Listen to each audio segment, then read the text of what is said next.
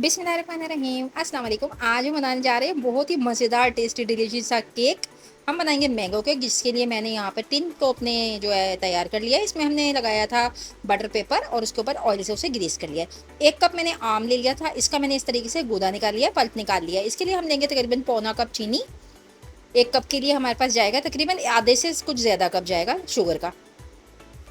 अब डालेंगे इसको एक मिक्सी जार के अंदर। यूनिक सा ये केक तैयार करने के लिए, खुशबूदार सा तैयार करने के लिए आप एक टिप को मेरी रेसिपी की देखेंगी और इसको फॉलो करिएगा। इंशाल्लाह बहुत ही अच्छा केक आप भी बना के तैयार करेंगे, जिस तरह मेरा बना था। बहुत ही खुशबूदार और जायकेदार केक बन के तैयार हुआ था। इसको हम एक मिक्सी जार में या किसी भी ग्राइंडर जग में डाल देंगे और इसको हम कर लेंगे ग्राइंड। चलेंगे, देखें पल्प बन गया मज़ेदार सा इसका। आम बहुत ही खुशबूदार थे, इसलिए अभी से इतनी प्यारी खुशबू इसमें आ रही है। ग्राइंडर को साइड पर करेंगे, इसको हम फिलहाल रखेंगे साइड पर और हम नेक्स्ट प्रोसीजर करेंगे इसका। बहुत ही जल्दी से बन जाएगा ये केक, सिर्फ आपको थोड़ा सा तैयारी के अंदर 15 मिनट लगेंगे, इसके अलावा नहीं। यहाँ पे हमने मैदा ले लिया जो कि मेरे पास है तकरीबन 1.5 कप से थोड़ा ज़्यादा, पौने 2 कप मैंने लिया यहाँ पे। इसमें डालेंगे हम बेकिंग पाउडर। बेकिंग पाउडर जो कि मैंने यहाँ से 1 चम्मच हम पूरा भर के, ये देखें पूरा एक मैं डालूंगी, जो बड़ा वाला चम्मच भर के जो आप देख रहे हैं, इसी तरीके के चम्मच डालिएगा। इन सब चीज़ों को छान लीजिएगा ज़रूर। मैंने पहले से इसको छाना हुआ था मैदे को, जो कि मैंने लिया था 1 कप और उसके फिर यानी 1.5 कप से थोड़ा सा ज़्यादा, पौने 2 कप तकरीबन मैदा लीजिएगा।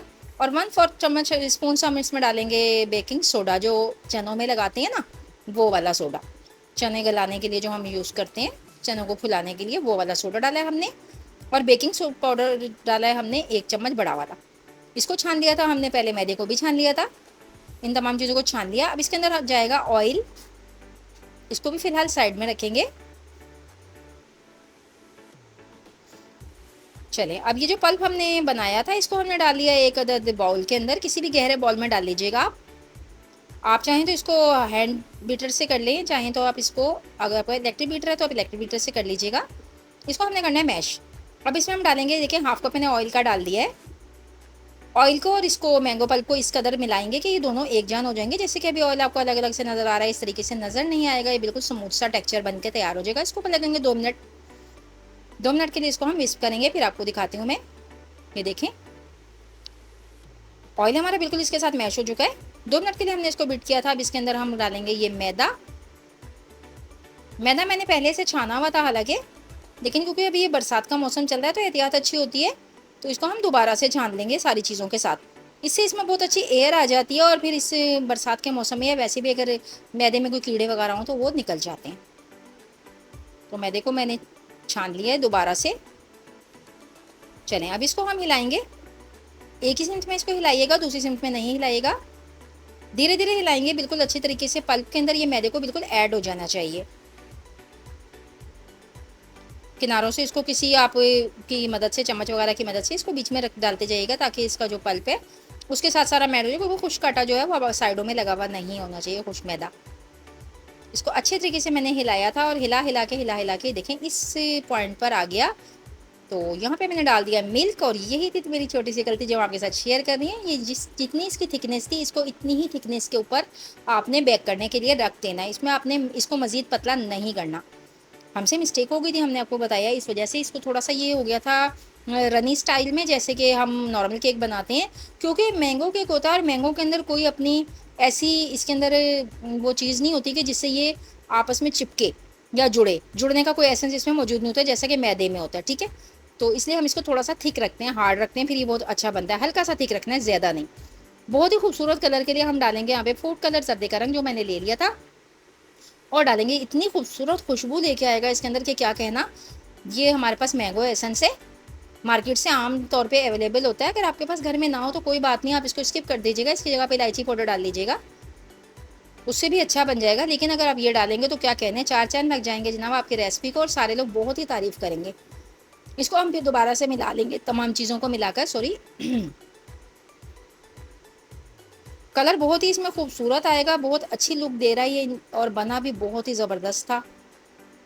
बस इसमें आपने यही करना है कि अगर मिल्क की ज़रूरत हो तो डालिएगा, वरना मत डालिएगा। लेमन जूस मैं यहाँ पर ऐड करूँगी, और लेमन जूस ना हो तो सिरका डाल लीजिएगा, और ये बिल्कुल एंड पर डलेगा। और बिल्कुल बेफिक्र रहिए, इससे आपका केक बिल्कुल खट्टा नहीं होगा, बिल्कुल स्मेल नहीं आएगी, बल्कि ये फलफी सा बन के तैयार होगा, फूल जाएगा अच्छी तरह। चलें, तैयार हो चुका है हमारा बैटर बिल्कुल। हम डाल देंगे इसको अपने मोल्ड में, जो कि मैंने पहले से तैयार करके रखा हुआ था। एक स्पून की या स्टिक की मदद से हम इसके बबल्स निकाल देंगे सारे। इसको थोड़ा टैप टैप करेंगे ताकि इसके अंदर जो भी एयर आई हुई हो वो निकल जाए और बिल्कुल स्मूथ सा हमारा केक बनकर तैयार होगा। कितना गुड लुकिंग और खूबसूरत है, उतनी ही अच्छी खुशबू आ रही है इसकी अभी से, जबकि अभी ये बेक नहीं हुआ है। यहाँ पे मैं इसमें डाल दूँ कुछ ड्राई नट्स, आपकी मर्जी है, आपने ना डालने हो तो आप इसको स्किप कर सकते हैं। इसके ऊपर आप कोई चॉकलेट चिप वगैरह डाल सकते हैं, जब ये ना अगर आपको ये डालना हो, कि आपके पास जो चीज़ें अवेलेबल है वो डाल लीजिएगा। मेरे पास रेजनर है थोड़ी सी, यानी किशमिश, वो मैं डाल दूँगी। थोड़ी सी यहाँ पर आलमंड मैंने कट कर लिए थे फैंसी स्टाइल से, थोड़े लंबे लंबे से। बादाम को मैंने डाल दिया, और पेस्ट्री चीज़ है मेरे पास जो कि पिस्ता है। पिस्ता को भी हमने इसी तरीके से लंबा लंबा गार्निश कर लिया था। इसके सेंटर में इसको टॉप पे लगा देंगे। खूबसूरत सा केक बनाने के लिए आप एक एक टिप को फॉलो कीजिएगा। इसको बनाने के लिए हमें बेक करना होगा अपने पतीले के अंदर हम करेंगे, ताकि कैजुअल सारे लोग इसको कर सकें, कोई मुश्किल ना हो। किसी के घर में ओवन नहीं होता तो कोई मसला नहीं है। इसको मैंने 10 मिनट पहले प्री हीट करने अपने कुकर को रख दिया था। उसके अंदर एक स्टैंड डाल दीजिएगा इस तरीके का, या कोई भी ऐसी चीज़ जिसके ऊपर ये स्टे कर सके। चलें, इसको मैंने पका लिया। अभी हो गए यहाँ पर कम से कम भी 1 घंटा। 1 घंटा पकने के बाद ये बहुत ही माशाल्लाह तैयार है। सेंटर में मैंने इसे चेक किया था, उसके बाद इसमें थोड़ी सी नमी थी। जब हम स्टिक डालते हैं और इसको जब हम बाहर निकालते हैं तो ये बिल्कुल खुश्क होनी चाहिए, तब ये बिल्कुल रेडी होगा, ठीक है, गीला नहीं होगा। अभी हम इसको बिल्कुल नहीं निकालेंगे, ठंडा करेंगे पहले, बिल्कुल रूम टेम्परेचर पे लाएंगे फिर निकालेंगे। चले जी, ये रूम टेम्परेचर पे आ चुका है, ठंडा हो चुका है। मैंने इसको निकाल दिया एक अदद प्लेट के अंदर।